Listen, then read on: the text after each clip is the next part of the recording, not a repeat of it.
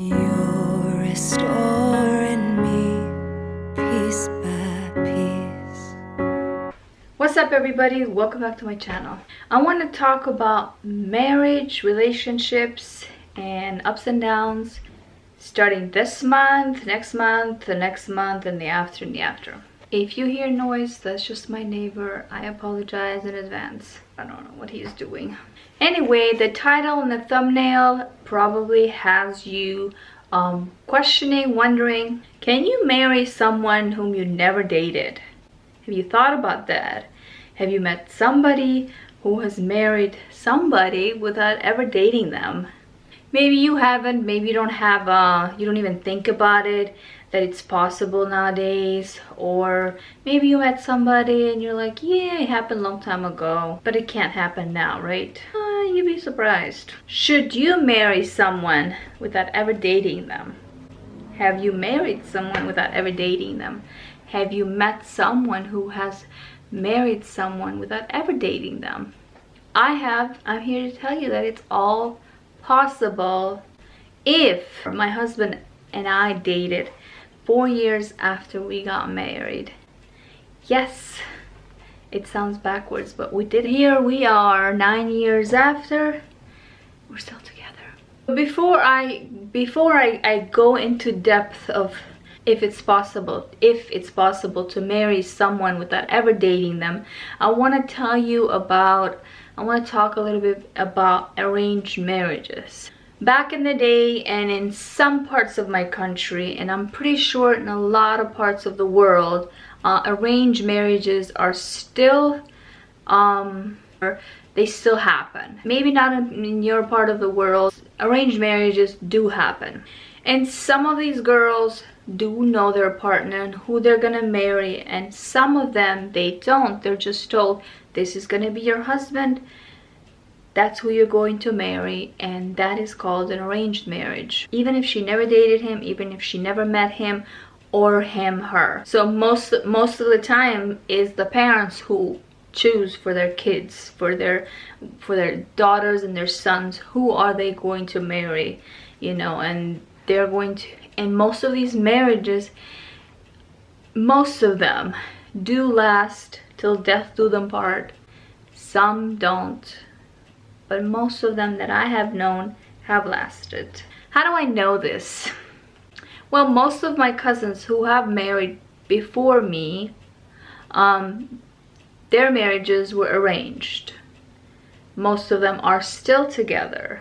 My mom had an arranged marriage. She was from another country, and so was my dad. And the only time that they saw each other was on their wedding day. My mom had to learn to love my dad, she had to learn his culture, the food, the tradition, the customs. She had to learn to speak their dialect. Now, did she do this all because of love?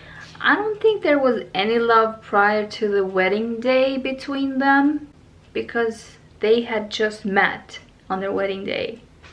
They both had to learn to love each other and deal with their differences. So they never dated, but they had a marriage that lasted 24 years until my father died at an early age. Unlike my mom, I did meet my husband that I have now, but we met online. We met online in my first year in college. Although we met online, we kept in touch via emails and calling each other for about 8 years, just like you would keep in touch with a friend, before we decided to get married. And during those 8 years, we only saw each other about four to five times, if I'm not mistaken. I don't remember very well. So after knowing each other for 8 years, my husband came to my country and asked for my hand in front of my mom and my brother, and we got engaged. Before that step, or before that happened, I laid down my boundaries within the marriage and things that I wanted to, you know, to do, and things that I would allow, things that I would not allow. And I asked him to respect them, otherwise our relationship or our marriage would have not lasted. Now, we loved each other, but we never dated. because he lived in New York and I lived in Europe. But throughout the 8 years, we had developed love and care for each other. So you can call it a long distance relationship, commitment, something like that. But how is all this possible? Marrying someone without dating. I'm pretty sure most of you are asking this question right now. Nowadays, I don't recommend it, but because I believe in love, and when both parties love each other and are led by God, anything is possible. So after we got married, we dated about 4 years before we decided to have kids. It all comes down to love and your whys. If you marry someone because of his or her good looks, that is all you are going to get until those good looks fade away, because one day they will. And if you marry someone because of their money, that is all you're going to get until that money runs out one day eventually. Can you marry someone without dating them?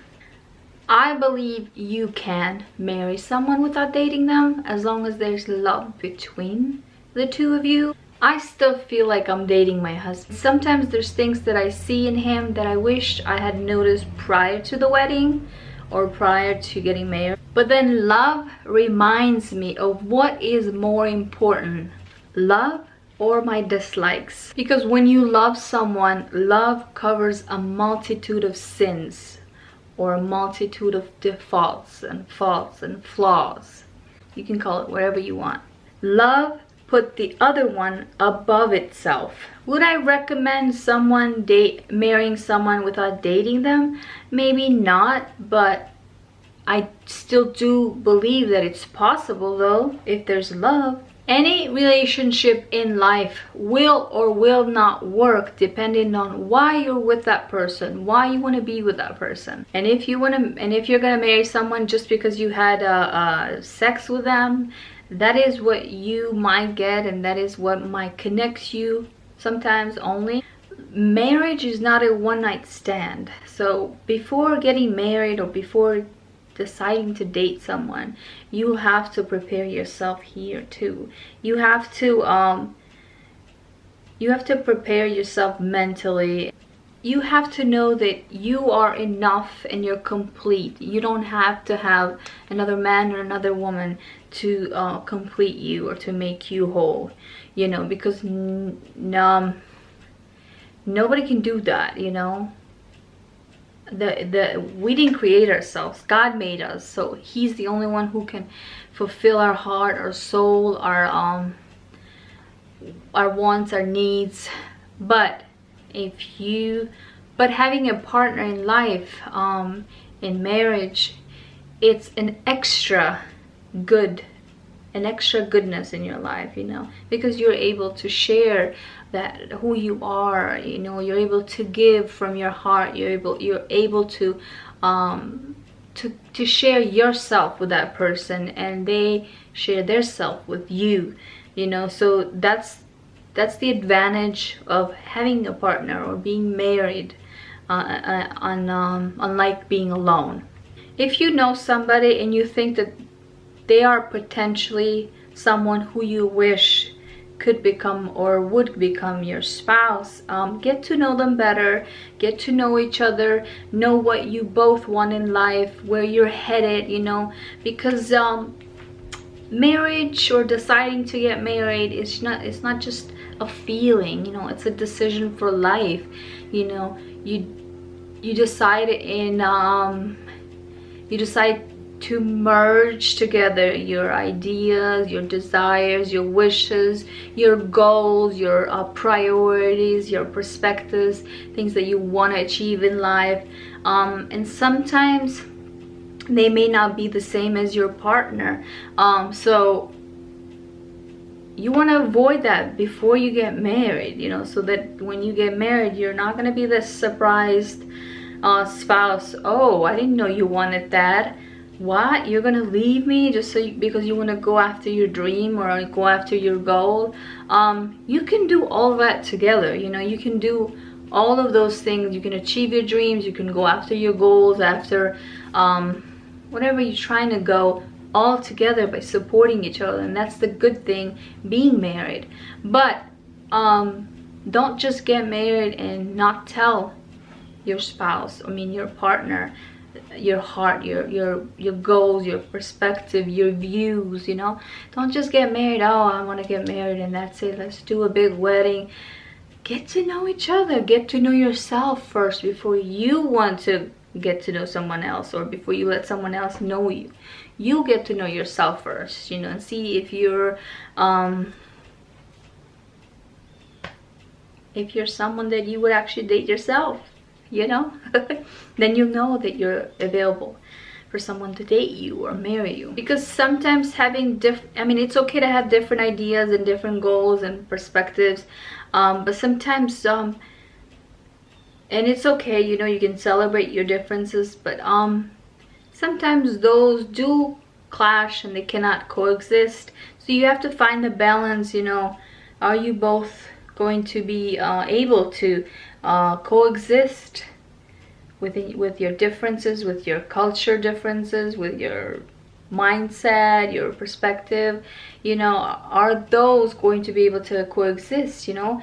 Because marriage is not just touchy feely, you know, I love you, this and that, and it's not just an emotion, you know. It's you're getting the whole package of that person, you know, and they're getting the whole package of you. So you have to put those into consideration too, you know. I come from a different culture. I grew up way different than my husband, you know. He grew up very different than me, and we both have different cultures, different customs, different mentality, different perspectives, completely different worlds, you know. But like I said in the beginning, when there is love, you learn to love each other's differences or accept them, and because your whole purpose of coming together is so you honor, you know, what you vowed in the beginning. You know, you're gonna be with this person for the rest of your life, and sometimes the culture differences and the mentality and the mindsets, those will come up in the surface, try to separate you. But that's not you shouldn't let that separate you, you know. You should actually merge them together, celebrate them, and embrace them, and celebrate them together, you know. Celebrate each other's differences, because when you do that, you're showing that you respect, you know, where I come from, and I respect where you come from, you know. And a relationship based like that, on those values, on those principles, will last, you know. Because with God on your side and love in your heart, everything is possible. So do I suggest that you marry someone without dating them? I don't suggest it to no one, although I believe that it's possible. There comes a point in your life when you are you mature, you know, you pass 20, 25, you're maturing, you're like, I don't have time anymore for high school love or crushes or infatuations, this and that, no more. I don't have time for any of that. I want to settle. So if you have that mentality and you're like, God, I'm ready, and sometimes you may not be ready, okay? Nobody's gonna be ever ready, you know, because nobody's perfect. We all have our flaws and defaults, but you will settle when your mind is ready to settle, you know. There's people who are just like, I'm gonna date this, I'm gonna date that, just because, you know, I want to sleep with that, I want to sleep with that, you know, I want to do things here and that, you know, just to please me, my flesh. That's not the reason to date someone, you know. And especially if you have passed the 30, you know, you're just like, okay, it's time for you to settle, you know. That's my opinion. You can come up with your opinion, I respect it, you know, leave it below. But I think there comes a time, I think it all depends on your age, your stage, your maturity in life, your level of maturity, you know. And if you are mature, it will show in any relationship, you know. It all depends, you know. So there's people who just want to go after their career, and they'll date here and there, but they don't want to settle because they're afraid to commit. They're afraid to dedicate their life to making someone happy or sharing what they have with others. That's not love. That really is not love. That's loneliness, basically, you know. And then it's also selfish, you know. That's just being selfish, you know. You when you're ready to settle, God will bring you someone, you know. God will bring you someone along when you're ready and you're serious. Yeah, God, that's it. I want to get married. I want to have kids. I want to dedicate my life in making someone happy. You know, I want to share what I have with that person. So when you're ready, God will open doors. But if you're just someone who just wants to play around, that's all you're gonna get anyway. Sorry. But anyway, this whole video was, should you date someone, should you marry someone without dating them? I don't recommend it, but I do believe that it's possible when the purpose behind it is good.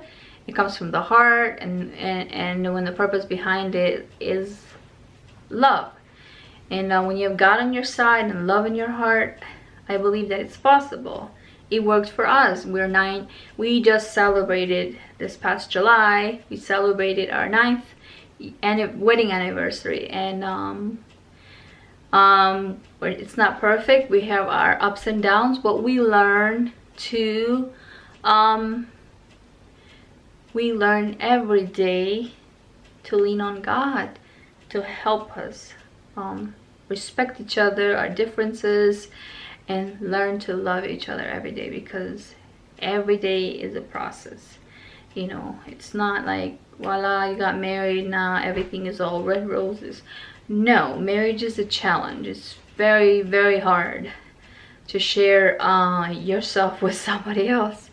But I believe when there's love in between the two of you, it's all possible. I hope it works. I'm not the only one that has met their husband online. I have a cousin who she met her husband online, and they have 3 beautiful kids, and they have a very wonderful marriage. So it's possible, you know. Maybe nowadays the internet is a little crazy. I don't suggest you go out there, you know, looking for crazy people or to date someone online. I don't suggest that. But I know a lot of people who have, you know. My past boss 9 years ago, before she turned 50, she met someone online, and they got married, and they're together today. So is my cousin. So I know a lot of people who have married, who have found their soulmate, their spouses online, and they're still together today. So it all comes down to the purpose behind the relationship that you're pursuing, you know. And if it's love, it will last.